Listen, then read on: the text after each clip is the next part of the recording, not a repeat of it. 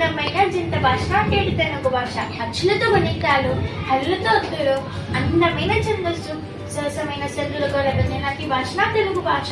అటువంటి తెలుగు భాషలో ఉన్నటువంటి పదాలను దార్శనికులు కొన్ని భాగాలుగా విభజించారు. ఆ విధంగా విభజింపబడినటువంటి భాగాలను భాషా భాగాలు అని అంటారు. అవి ముఖ్యంగా 5. అవి నామవాచకం, సర్వనామం, క్రియ, విశేషం, అవ్యయం. ఈ 5 భాగాలు ఇక్కడ నేను గొప్ప అంటే నేను గొప్ప అని ఎలా వర్ణించుకుంటున్నాయో చూడండి. మొదటిగా నామవాచకం. నామము అంటే పేరు. పేరుని గురించి తెలిపే పదాలు నామవాచకం అంటారు. ఈ ప్రపంచంలో పేరులందు ఏముంది?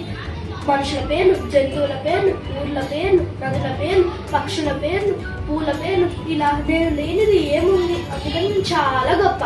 రెండవదిగా సర్వనామము. నామవాచకానికి బదులుగా ఏ పదాన్ని అయితే వాడతామో దాన్ని సర్వనామము అని అంటారు. ఆమ, అతడు, అది, మేము, మనము. నామవాచకానికి బదులుగా నన్ను వాడతారు కాబట్టి నేను కూడా గొప్పే కదా. మూడవదిగా క్రియ. మనం చేసే పనులను గురించి తెలియచేసేది క్రియ. తినడం, రాయడం, చదవడం, పాడడం, ఆడడం, ఇలా మనం చేసే ప్రతి పని క్రియే. ఈ ప్రపంచంలో జీవమున్న ప్రతి జీవి ఏదో ఒక పని చేస్తూ ఉంటుంది కదా, అందుకని నేనే గొప్ప.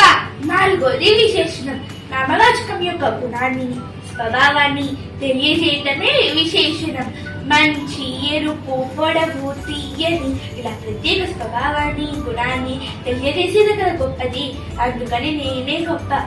ఐదవది అవ్యయం. అంటే లింగ, వచన, విభక్తి భేదాలు లేని పదాలే అవ్యయాలు. ఇవి వాక్యంలో ఎటువంటి మార్పుకు గురి కావు. కాలం లేదా సందర్భంతో సంబంధం లేకుండా స్థిరంగా ఉంటాయి. అవ్యయాలు అంటే తరుగుదల లేనిది. ఆహా, ఓహో, ఔరా అని అంటాను కదా, అందుకని నేనే గొప్ప. చూడండి, నేను తెల్లడోడు తెలుగు భాషని అని చెప్పాలంటే మీరంతా గొప్పనే.